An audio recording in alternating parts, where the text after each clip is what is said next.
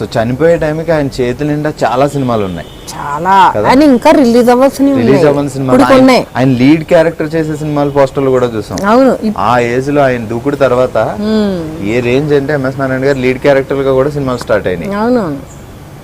ఇప్పటికీ నాన్నగారు సినిమా అంటే యాక్చువల్లీ డాడీకి తక్కువ స్పాన్ ఆఫ్ టైంలో ఎక్కువ మూవీస్ చేసినందుకు Guinness book of world record రావాలి. అప్పుడు అప్లై చేసాము, అది ఆల్మోస్ట్ కన్ఫర్మ్ అయింది. All of a sudden daddy చనిపోయారు.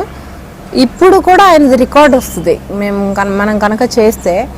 ఎందుకంటే చనిపోయిన తర్వాత highest number of films release అయింది. Is the only actor all over the world, ఇంకెవ్వరు లేరు. దేవానంద్ ఒక ఆయనకి 7 ఫిలిమ్స్ రిలీజ్ అయినాయి అంట చనిపోయిన తర్వాత. డాడీకి ఆల్మోస్ట్ ఇప్పటికే ఒక 20 ఫిలిమ్స్ దాకా అయినాయి. ఇంకా ఉన్నాయి. లవ్ స్టేట్స్ అని ఇంకా చాలా సినిమాలు ఉన్నాయి. చిన్న సినిమాలు కొన్ని ఉంటాయి కదా రిలీజ్ అవ్వకుండా, అవన్నీ బోల్డ్ అని ఉన్నాయి. అంటే ఎంత బిజీ టైంలో ఆయన ఇలా అయ్యారు కదా, బిజీ టైం. స్కెడ్యూల్లో దట్ వాస్ గుడ్ యాక్చువల్లీ. ఎందుకంటే ఆయన ఖాళీగా ఉండలేరు. సపోజ్ ఎప్పుడైనా ఆ సిచ్యువేషన్ వస్తే ఆయన అసలు తట్టుకోలేరు. He was very happy well passing away also. Only బెంగ నాదే ఉంటుంది ఆయనకి, అంతే. పిల్లలు నాది. మీ లైఫ్ నే కరెక్ట్ గా సెట్ చేయలేకపోయానన్న ఫీలింగ్ అనుకుంటారు. అందుకనే ఆ బాధ ఉండకూడదని నేను అప్పుడు మూవీ చేసి అంత హార్డ్ వర్క్ చేసి, we need to prove him కదా, we are okay, you be happy.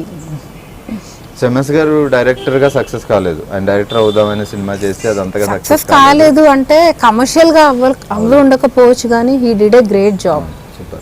నువ్వు మూవీ చూస్తే నీకు తెలుస్తుంది. చాలా మంది అంటుంటారు సక్సెస్ అవ్వలేదు అని. నేను జర్నీలో వస్తూ ఉంటుంది, ఆ సినిమా చూసినప్పుడు అలా అనిపిస్తుంది. You was a great director also. So తను మీకు చెప్పేవారా మీరు డైరెక్టర్ అవుతున్నప్పుడు, డైరెక్టర్గా ఎంట్రీ ఇస్తున్నప్పుడు, సో నేను అంతగా కమర్షియల్ గా సక్సెస్ అవ్వలేదు, నా కూతురు కమర్షియల్ గా సక్సెస్ అవ్వాలి అని? కమర్షియల్ గా అంటే ఇప్పుడు that depends on business how we do. మనం ఇప్పుడు నేను ప్రొడ్యూసర్ కాదు, నేను only I'm taking the creative part, right? నా జాబ్ మటుకు నేను ఎంత సక్సెస్ఫుల్గా చేయగలిగాము, ఎంత ఫోకస్డ్గా చేయాలి అనేది మాత్రం ఆయన ఎవ్రీ మినిట్ చెప్పేవారు. అదేగాక నేను చూశాను. ఇప్పుడు బీయింగ్ అన్ యాక్టర్ ఆయన డైరెక్షన్లోకి దిగి ఆయన పడ్డ స్ట్రగుల్ నేను చూశాను. ఒక్క చోట మిస్ అయినా ఏదో సరిగా చేయలేదు అన్న మాట వచ్చేస్తుంది. అందుకనే నేను 110% ఫోకస్తో నా వరకు నేను ట్రై చేశాను. ఎందుకంటే నేను ఎక్కడ పని చేయలేదు అంతకుముందు, టీవీ నుంచి డైరెక్ట్.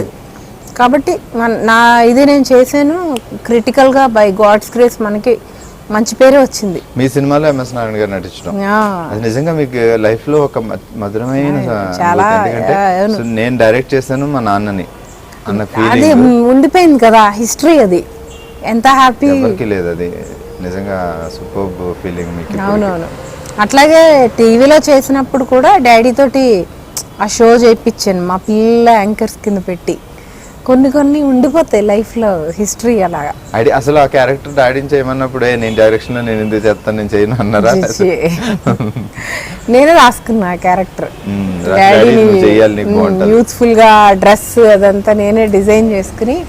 యాక్చువల్లీ అది రీమేక్ ఫిలిం కదా, ఒరిజినల్ ఫిలిం లో లేదు అది, ఆ క్యారెక్టర్ లేదు. ఇది పెట్టుకుని చేయించాను డాడీ తోటి, బాగుంది. ఏమంటుండే డైరెక్షన్ లో మీరు direction ready action? He was very happy. నాకు భయం డాడీ తోటి, ఏంటంటే ఏమన్నా తేడా వస్తే తిట్టేస్తారు. బట్ నేను ప్రొడక్షన్లోకి వెళ్ళేటప్పుడు, ఐ మీన్ సెట్స్ మీదకి వెళ్ళేటప్పటికి I was like very confident.